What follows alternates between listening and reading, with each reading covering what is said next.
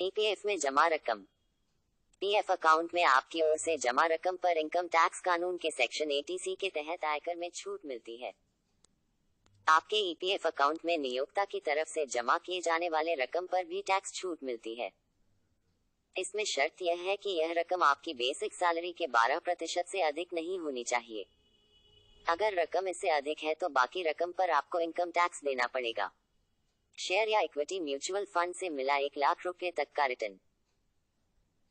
अगर आपने शेयर्स या इक्विटी म्यूचुअल फंड में निवेश किया है तो 1 साल बाद इन्हें बेचने पर मिलने वाला 1 लाख रुपए तक का रिटर्न टैक्स फ्री होता है।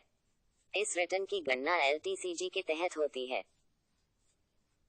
पिछले साल के बजट में शेयरों या इक्विटी म्यूचुअल फंड में निवेश से मिलने वाले 1 लाख रुपए से अधिक के रिटर्न पर LTCG टैक्स लगा दिया गया है। शादी विवाह में मिले गिफ्ट। अगर शादी विवाह में दोस्तों या रिश्तेदारों से गिफ्ट मिलता है तो उस पर टैक्स नहीं चुकाना पड़ता। इसमें शर्त यह है कि आपको गिफ्ट आपकी शादी के आसपास ही मिला हो।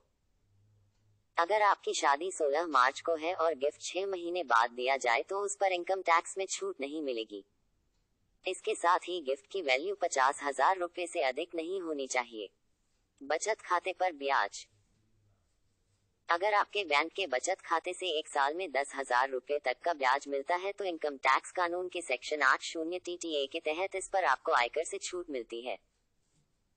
अगर बचत खाते पर ब्याज सालाना 10,000 रुपए से ज्यादा है तो अतिरिक्त रकम पर आपको इनकम टैक्स देना पड़ेगा।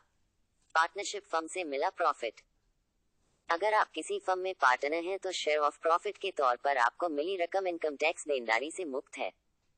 वास्तव में आपकी पार्टनरशिप फर्म पहले ही इस पर टैक्स चुका देती है। इनकम टैक्स में छूट सिर्फ फर्म के मुनाफे पर है, आपको मिलने वाले वेतन पर नहीं। जीवन बीमा क्लेम या मैच्योरिटी पर मिलने वाली रकम।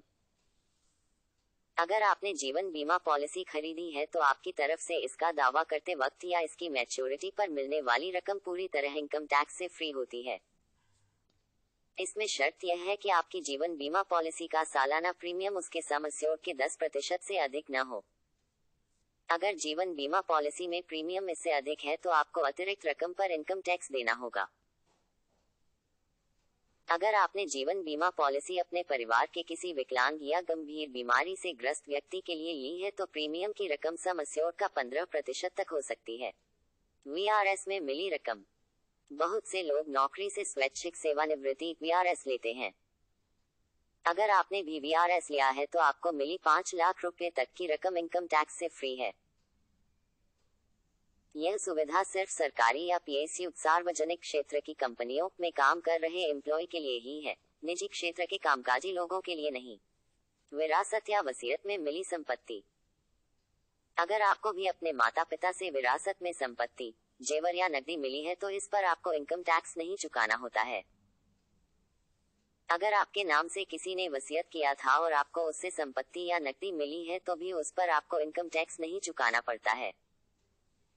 ऐसी संपत्ति से भविष्य में होने वाली कमाई या ब्याज से आमदनी पर आपको अपने टैक्स स्लैब के अनुसार टैक्स देना पड़ेगा।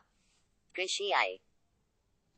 अगर आपके पास कृषि भूमि है और आप खेती या उससे जुड़ी गतिविधियों से कमाई कर रहे हैं तो आपको उस आमदनी पर किसी तरह का इनकम टैक्स नहीं चुकाना पड़ता है।